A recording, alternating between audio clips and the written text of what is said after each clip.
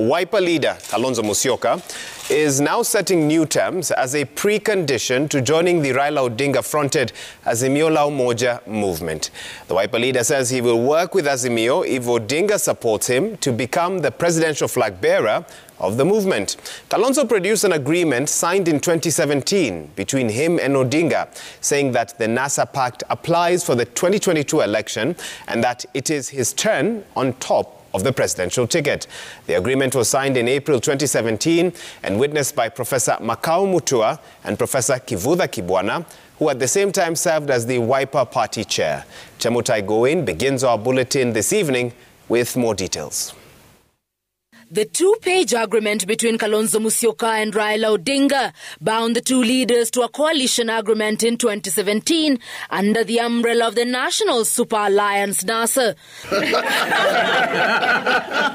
In the document, Kalonzo says Odinga agreed to serve a single 5-year term if elected and support him for president in the 2022 election. Kalonzo now wants the ODM leader to honor the agreement. I'm ready to work with him again under the three-pillar grand coalition government for the sake of our nation. I urge that we engage in fresh negotiations. I urge that as we engage in fresh negotiations, this document forms the basis of such negotiation. Kalonzo says the agreement with Raila should guide any further engagements with Azimio la Umoja. Mazungumzo yameanza. Sasa irreducible minimum, soma hiyo document ambayo nimekupatia.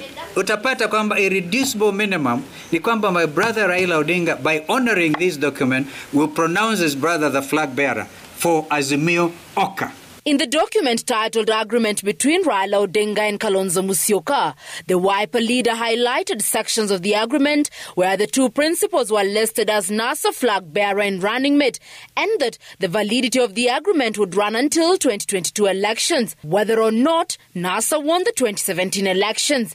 He goes on to point articles of agreement which required Odinga to agree publicly in an MOU that he will serve one term and publicly endorse Kalonzo Musyoka as the presidential candidate for 2022. By accepting nomination of the Orange Democratic Movement to run as president for the 5th time, I believe my brother Raila Odinga has committed an irreparable material breach of this agreement. If anybody has had any difficulty whatsoever with my sense of negotiation and my ability to play it straight and candidly, I hope today I've acquitted myself.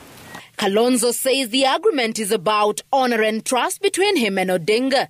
My brother has the option of abiding by the terms of this live legal agreement, life-binding legal agreement, and thereby emerging, in my view, as a true national, regional, and indeed continental democratic hero.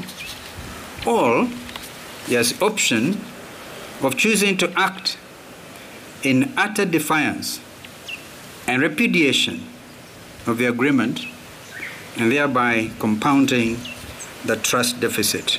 But the Wiper leader faces a dilemma in his new demands. The Odinga-Kalonzo NASA alliance was dissolved in August last year. NASA is dead. That's why I'm saying in my statement, it was unfortunate. It's not binding. And this is not, the fact is a NASA deal is because of that time. And please remember, this particular one has no reference to the main NASA deal. I see your point.